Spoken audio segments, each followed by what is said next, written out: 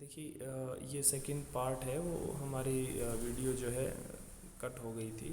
74th amendment act हम कर रहे थे। सो ये इसके पॉइंट हैं। पिछली वीडियो जो थी इसी की ये कंटिन्यूएशन है। सो इसमें देखिए हम बात कर रहे थे कि नगर पंचायत जो है वो उसके लिए है, रूरल टू जो अर्बन एरिया जो बनने जा रहे हैं। नगर पालिका जो है जिसको म्यूनिसिपल काउंसिल बोलते हैं वो स्मॉलर अर्बन एरिया के लिए है। ये आप पॉइंट नोट करते जाइए। म्यूनिसिपल कॉरपोरेशन जिसको हम नगर निगम बोलते हैं वो लार्जर अर्बन एरियाज़ के लिए है। ठीक है, ओके। कंपोजिशन ऑफ म्यूनिसिपैलिटीज़ क्या होनी चाहिए, ठीक है, ये देख लेते हैं। Person to be chosen by direct election. Direct election के द्वारा जो है उसका चुनाव होता है। Representation of chairperson of committees if any ward और other levels in the municipalities. Representation of the person having special knowledge और experience of municipal administration municipalities. Election of chairpersons of municipality in the manner specified in the state law. Constitution of committees at ward level or other level or levels within the territorial are of municipality as may be provided in the state law. देखिए इसमें क्या है, which will be decided by the legislature. Simple language लिखी हुई है ये। English medium के जो बच्चे हैं वो एक बार इसको थोड़ा सा देख लेंगे। हिंदी में आप इसको कैसे समझेंगे? कंपोजिशन क्या होती है? Person to be chosen by direct election. ठीक है, म्यूनिसिपैलिटीज़ का पार्ट बनने के लिए आपको वार्ड में से डायरेक्ट चुना जाना होना चाहिए। ठीक है, मैंने पहले हमने जो वीडियो की थी for urban local government and rural local government के अंदर मैंने बताया था कि वोट सिस्टम होते हैं। आपने भी देखा होगा, आपके आसपास घरों में वोट मांगने आते हैं लोग। आपके एरिया से कोई खड़ा होता है इंसान और वो फिर चुना जाता है। उसके बाद जो है मेयर का इलेक्शन जो है वो इनडायरेक्ट इलेक्शन होता है। लेकिन आप जो कमेटी जो वार्ड से जिससे आप खड़े हुए हो वहाँ से आपका प्रत्यक्ष जो है निर्वाचन होगा। So direct election is the key word कि आपसे ये 2 मार्कर में भी आपसे पूछा जा सकता है। बस इस स्लाइड में आप जो मेन बेसिक 3 चीज़ समझोगे वो नगर निगम, नगर पालिका और नगर पंचायत में क्या फ़र्क होता है वो ये समझोगे। ठीक है, so population is also a criteria to distinguish all this. कि जनसंख्या जहाँ बहुत ज़्यादा जनसंख्या वहाँ होगी, जो लार्जर अर्बन एरियाज़ हैं उससे ज़्यादा जनसंख्या कम, उससे कम जनसंख्या थोड़े से छोटे जहाँ नगर पालिकाएँ काम करेंगी, और नगर पंचायत में थोड़ी सी उससे और भी जनसंख्या आपको कम मिलेगी। सो देखिए 74th अमेंडमेंट एक्ट किस चीज़ से डील करती है, ये इसमें डाला है मैंने। टाइप ऑफ म्यूनिसिपैलिटीज़ कितनी हैं, 3 प्रकार की हैं। स्ट्रक्चर क्या है, रिजर्वेशन ऑफ सीट किस किस की है। जो रिजर्वेशन का मतलब है यहाँ कि आरक्षण की जो प्रणाली है वो किस किस को है, SC ST and women. SC ST and women. Ward committee क्या होती हैं, वार्ड कमेटी में से आप अलग अलग जो हैं, आपके एरिया जो है बहुत बड़ा एरिया है तो ज़्यादा वार्ड होंगे, उसके अंदर ज़्यादा लोग जो है चुनाव लड़ पाएंगे। छोटा एरिया है तो उसके अंदर थोड़े से कम वार्ड होंगे। ठीक है, ड्यूरेशन ऑफ वर्क कितनी होगी, एलिजिबिलिटी क्राइटेरिया क्या है, पावर सोर्स ऑफ इनकम कहाँ से आती है म्यूनिसिपैलिटीज़ की। ठीक है, इलेक्शन कमीशन का क्या रोल रहता है, district and municipality planning commission क्या है, ये 74th अमेंडमेंट इन सब से डील करती है। ये आप पॉइंट वाइज इसको लिखेंगे, इसको हम डिटेल में आगे समझने की कोशिश करेंगे। ओके, सो देखिए फिर से डाला है नगर पंचायत क्या है, म्यूनिसिपल काउंसिल्स क्या है, म्यूनिसिपल कॉरपोरेशन क्या है।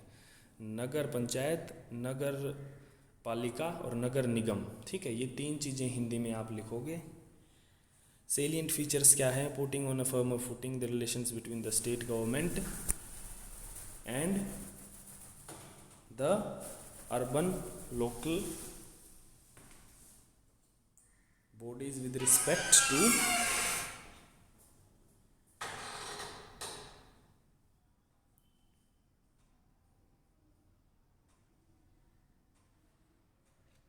देखिए इस स्लाइड की जो मेन बात है, लास्ट पॉइंट से स्टार्ट करेंगे। Representation of weaker sections like, ये हमने पहले भी करा था, schedule caste, SC ST and women.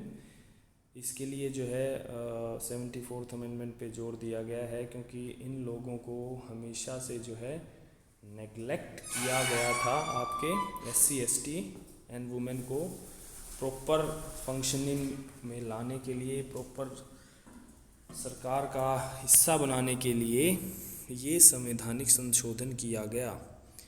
अगली जो इम्पोर्टेंट पॉइंट है वो है रेगुलर कंडक्ट ऑफ इलेक्शंस। देखिए चुनाव का प्रावधान संवैधानिक किया गया कि हर 5 साल के अंदर चुनाव होंगे ही होंगे।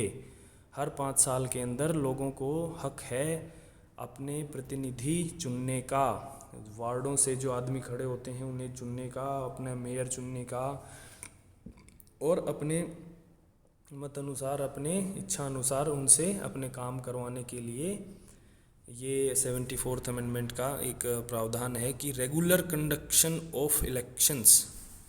ठीक है कि भाई प्रॉपर तरीके से इलेक्शन होते रहें। अगर हर 5 साल के अंदर इलेक्शन होंगे, नहीं होंगे, अगर डिज़ोल्व हो गए हैं, भंग हो गए हैं, तो विदिन 6 महीने के अंदर अंदर ये करवाना ज़रूरी है। इंश्योरिंग टाइमली इलेक्शंस, ठीक है। अरेंजमेंट्स ऑफ रेवेन्यू शेयरिंग, ये इसके अंदर जोर दिया गया है। Putting on a firmer footing the relations between the state government and the urban local bodies.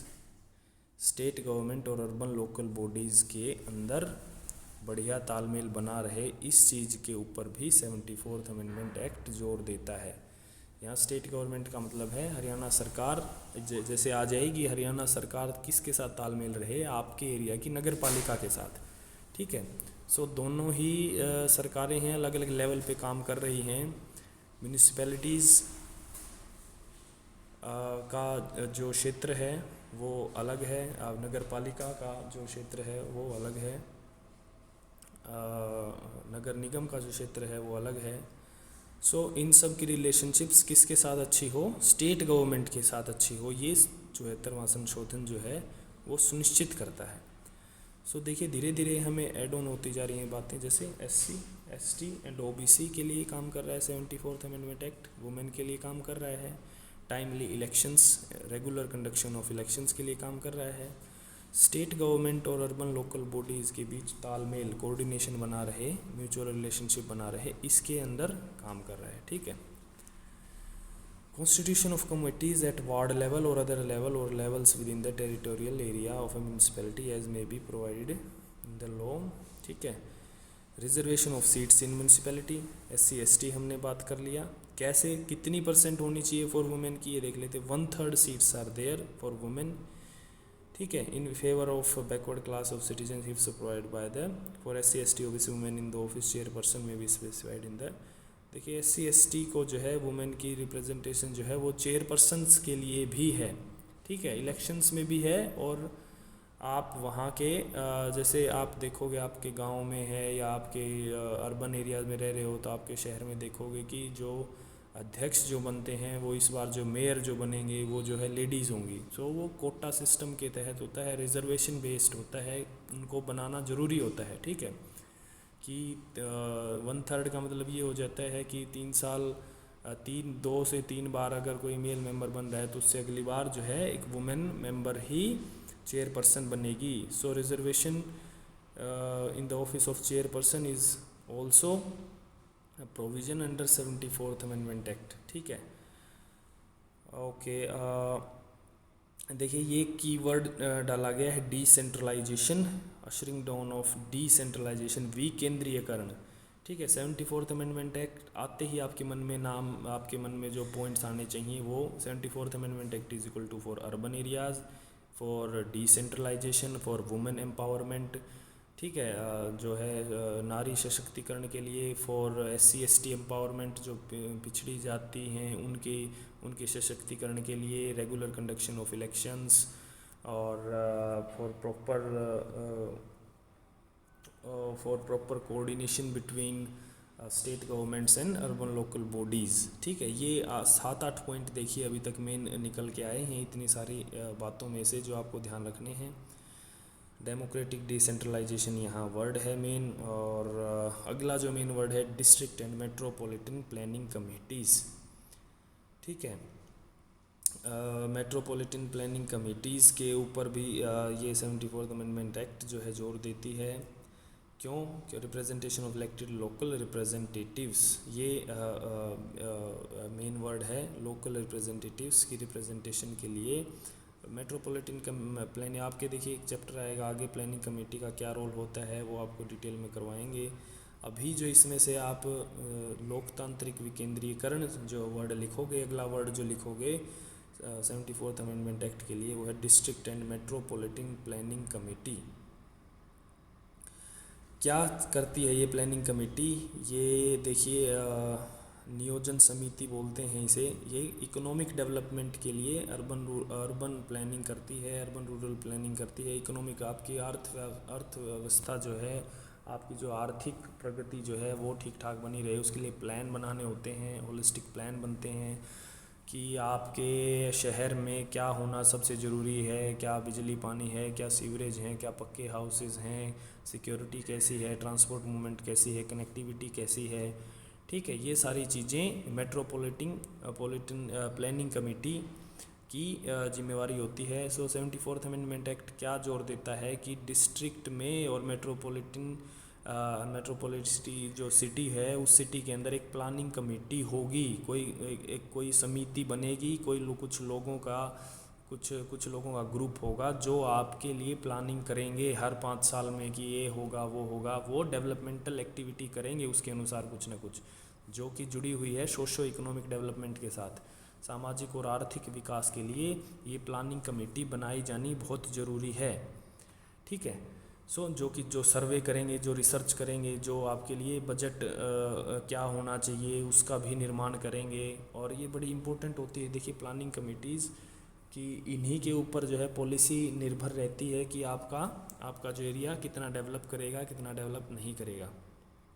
अगला जो पॉइंट है, जैसे मैंने 73rd अमेंडमेंट एक्ट में करवाया था, state finance commission and state election commission. ठीक है, राज्य वित्त आयोग और राज्य निर्वाचन आयोग का बिठाया जाना, दोनों का काम अलग अलग क्या है कि राज्य वित्त आयोग क्या करेगा आपके ये है, देखिए commission to suggest measures for augmenting the consolidated funds in a state और supplementing the resources of municipalities. ये क्या करेगा? वित्त आयोग जो है, यह वित्त के लिए, पैसे के लिए भी एक आयोग बिठाया जाएगा, कमीशन बिठाया जाएगा, एक काइंड ऑफ समिति होगी, ग्रुप ऑफ पीपल होंगे जो क्या सोचेंगे, जो आपके स्टेट में ज़्यादा से ज़्यादा फंड जो हैं, टैक्स जो है, रेवेन्यू जो है, वो कैसे बढ़ाया जाए ताकि वो सब सारा जो पैसा है म्यूनिसिपैलिटीज़ के काम आ सके। ये सब जो है स्टेट फाइनेंस कमीशन हर 5 साल के अंदर बिठाया जाएगा। ये एक प्रावधान है 74वें संशोधन में। अगला प्रावधान क्या है? स्टेट इलेक्शन कमीशन, राज्य निर्वाचन आयोग बिठाया जाएगा हर 5 साल के अंदर, जो कि आपकी वार्डों के तहत और जो है डायरेक्ट इलेक्शन करवाएगा और फिर जो है मेयर की इलेक्शन करवाएगा। ये सारी जिम्मेवारी स्टेट इलेक्शन कमीशन की है। देखिए ये 2 चीज़ें डाली गई हैं, ये 2 कमीशन आपको याद रखें, यही 74th में भी थे, यही 74th में भी थे कि वित्त आयोग और निर्वाचन आयोग का प्रावधान किया गया है कि भाई कोई ऐसी बॉडी हो जो इलेक्शन करवाएगी और कोई ऐसी बॉडी हो जो फंड्स को देखेगी कि कितना कैसे इस राज्य के जो हैं फंड जो बढ़ाए जा सकते हैं, जो वो पैसे का जो आय का स्रोत है वो बढ़ाया जा सकता है, वो फैलाया जा सकता है ताकि म्यूनिसिपैलिटीज़ को समृद्ध किया जा सके, प्रोस्पेरस किया जा सके। ठीक है, constitution of urban local bodies namely municipal corporation, municipal council, Nagar panchayat in every Indian state, वही तीनों नाम हैं, नगर निगम, नगर पंचायत, नगर निगम, नगर पालिका एंड नगर पंचायत। ठीक है, सबसे नीचे नगर पंचायत, बीच में नगर पालिका, सबसे ऊपर नगर निगम। ठीक है, constitution of ward committees within the territorial areas of a municipality to ensure people participation in civic affairs at the grassroots level। ठीक है, हर एरिया के अंदर वार्ड कमेटी का बनाया जाना जरूरी है। जैसे कि आपका एरिया है, आपके एरिया के अंदर 2 से 5 से 10 से 15 वार्ड हो सकते हैं, या डिपेंड आपका एरिया कितना बड़ा है। हर वार्ड से एक आदमी चुना जाएगा और वो सारे आदमी चुन के अपना एक मेयर चुनेंगे, जो अपना प्रेसिडेंट चुनेंगे, अध्यक्ष चुनेंगे। ठीक है, ये चीज़ क्या सुनिश्चित करती है? To ensure people participation in civic affairs at the grass root level. ज़मीनी लेवल पे, सतही लेवल के ऊपर सभी लोगों को सरकार का हिस्सा बनने का हक है। सरकार के अंदर अपने लोगों को जितवाना और अपने लोगों के, देखिए local participation is the key thing for 74th amendment की। लोकल लोगों की भागीदारी हो, उनकी जवाबदेहिता हो, उनकी रिप्रेजेंटेशन हो, उनकी लीडरशिप हो। ठीक है, लोकल गवर्नमेंट के ये फ़ायदे हैं कि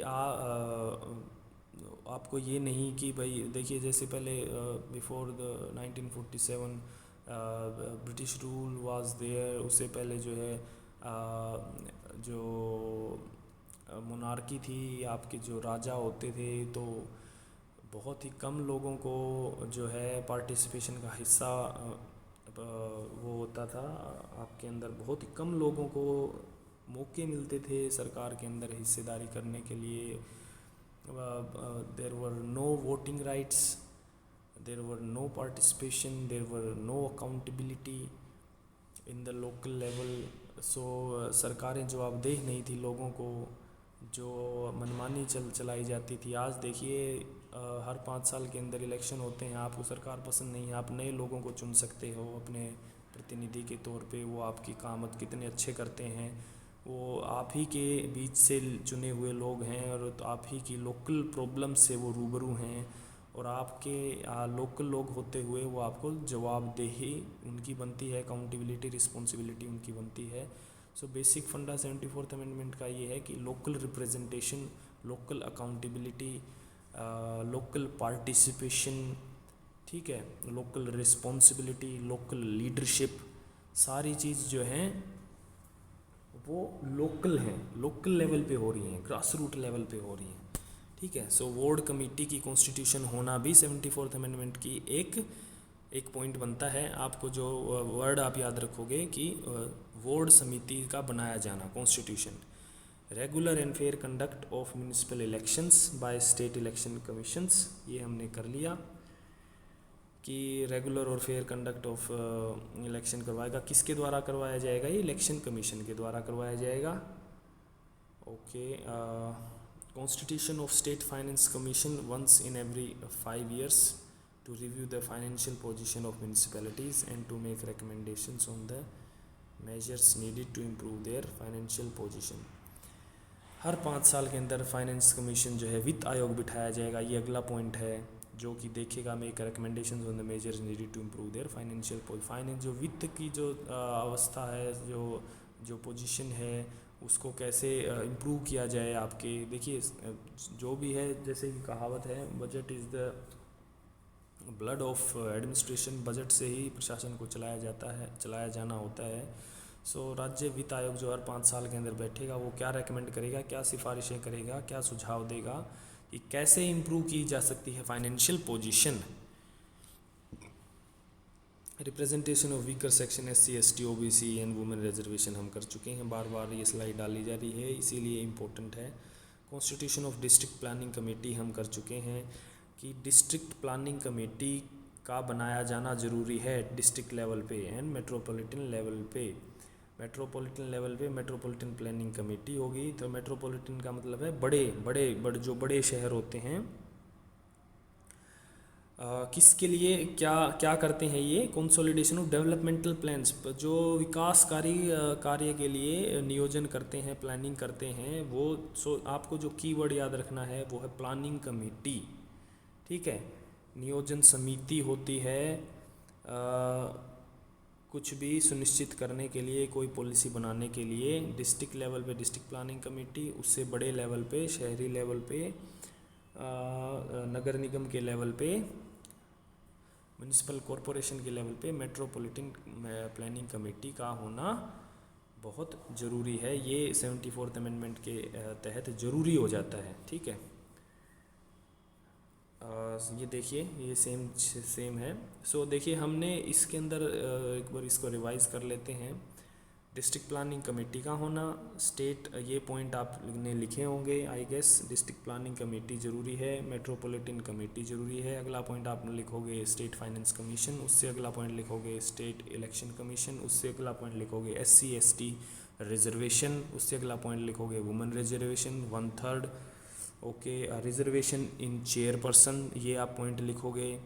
फिर आप लिखोगे म्यूनिसिपैलिटी, म्यूनिसिपल कॉरपोरेशन एंड नगर पंचायत, उनमें क्या डिफरेंस है तीनों एरिया में, वो लिखोगे। पॉपुलेशन वाइज भी डिफरेंस होता है, वो लिखोगे। फाइनेंस कमीशन क्या करता है डेवलपमेंटल प्लान्स के लिए, जो है वित्तीय जो आपकी अवस्था है वो बढ़िया बनाता है। और विकासकारी कार्य के लिए प्लानिंग कोई करता है तो प्लानिंग कमेटीज़ करती हैं। रेगुलर कंडक्शन ऑफ इलेक्शन, हर 5 साल के अंदर अगर भंग हो जाते हैं तो 6 महीने के अंदर जो है आपके वो ज़रूरी हो जाता है। एक अगला पॉइंट आप लिखोगे डेमोक्रेटिक डिसेंट्रलाइजेशन, मतलब प्रजा लोकतांत्रिक विकेंद्रीयकरण, विकेंद्रीयकरण इज़ द की थिंग। ठीक है, वुमेन एम्पावरमेंट, SC/ST एम्पावरमेंट, ये आप वर्ड लिखोगे। ये एक एक पॉइंट हैं, एक फुल फ्लेज 18 नंबर के क्वेश्चन को करने के लिए आप एक एक पॉइंट, आप मेरे ख्याल में हमने 25-30 पॉइंट इसमें कर लिए हैं, आप इसको डिस्क्राइब करोगे कि ये क्यों ज़रूरी है। अगला जो इसको ये इसका महत्व है 74th अमेंडमेंट का, वो ये है, हमने देखा कि local leadership, local participation, local accountability और लोकल प्लानिंग, लोकल लेवल पे इलेक्शन होना, लोकल लोगों की हिस्सेदारी होना, भागीदारी होना, जवाबदेहिता होना, ये एक एक पॉइंट इसके बनेंगे। और ये सारी चीज़ें क्यों हो रही हैं, फॉर डेवलपमेंट ऑफ सोसाइटी,